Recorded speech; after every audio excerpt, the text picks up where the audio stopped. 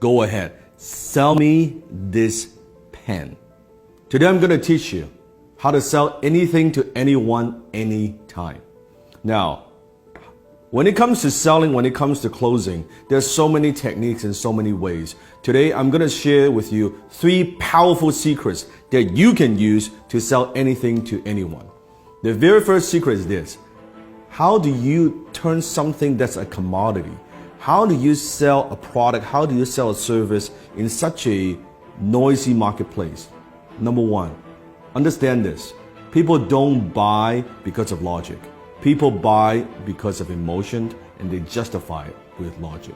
People buy based on emotions, and they justify it with logic. I want you to think of something that you want to buy in your life. It could be a car, it could be a house, it could be anything. Just want you to picture that. Once you have that in your mind, I want you to ask yourself this question. Why do you want to buy it? Why do you want to buy that particular item? Why do you want to own that item? Why is that? Maybe it's a new suit, it looks good on you. Maybe it's a new dress. Maybe it's a new car. Maybe it's a new house. Maybe it's that vacation. But why do you buy it? I want you to dig a little bit deeper. If you peer through the layers, I think you'll realize you're buying emotions. Maybe you buy the item because of greed. You want to make money or you want to save money. Or maybe it's because of generosity, that by buying this item is going to help other people. Have you noticed sometimes even there are companies out there, if you buy this particular product, they're going to donate a certain amount to charities? Maybe you buy because of generosity. Maybe because of shame, that if I don't buy this, I'll look foolish. If I don't own this, I'll look foolish.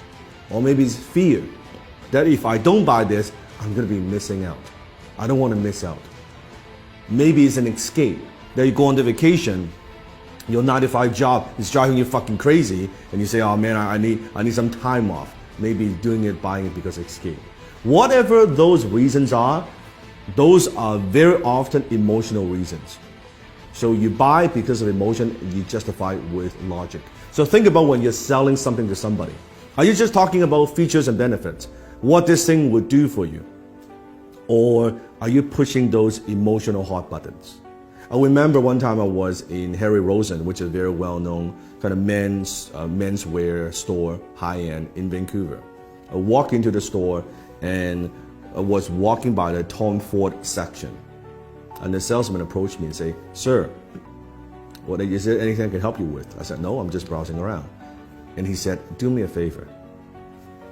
Put this suit on. Now, at the time, I've never owned a Tom Ford suit before.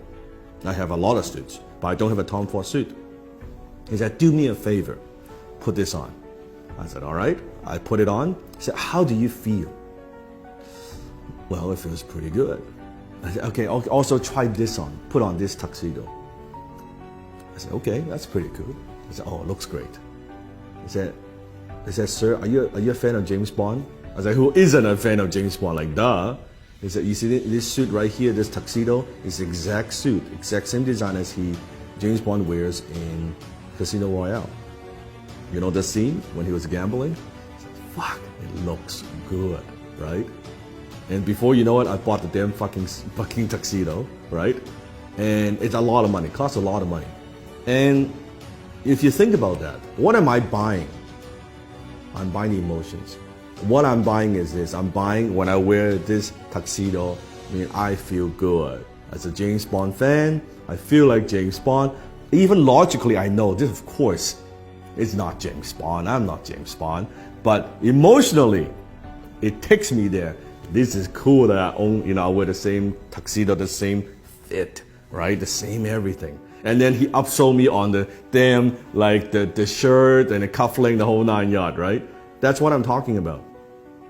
People buy because of emotions and they justify with logic. You have to understand that. Don't push your products. Don't just push your services. Don't push the features and benefits. Think about what are those emotional hot buttons that you're pushing. Number 2, people don't buy their way into something. They buy their way out of something. It means people very often, they're buying something because they have a problem they want solved. They want to buy their way out of that problem. People don't buy the drill. They want a hole on the wall. So what is it that you're helping them solve? That what problem? What is it? What is that thing? You have to understand. So I always say the amount of money that you make is in direct proportion to how deep you understand your marketplace's pain. The amount of money you make is in direct proportion of how deep you go, how much you understand your marketplace's pain. So you have to understand what it is, what are the pains that people have, and how can you help them relieve some of that pain. So think about that. Number 3, people don't buy products and services, they buy stories. Because when there are so many choices out there in the marketplace, on the internet, any product that you want, there are hundreds and hundreds of choices. How do you stand out? How do you add emotions to a commodity, a pen? What's the difference between a $2 pen like this or an $800 Mont Blanc John F. Kennedy limited edition exclusive pen? $800 pen. It's the same pen. It's the same functions. Story.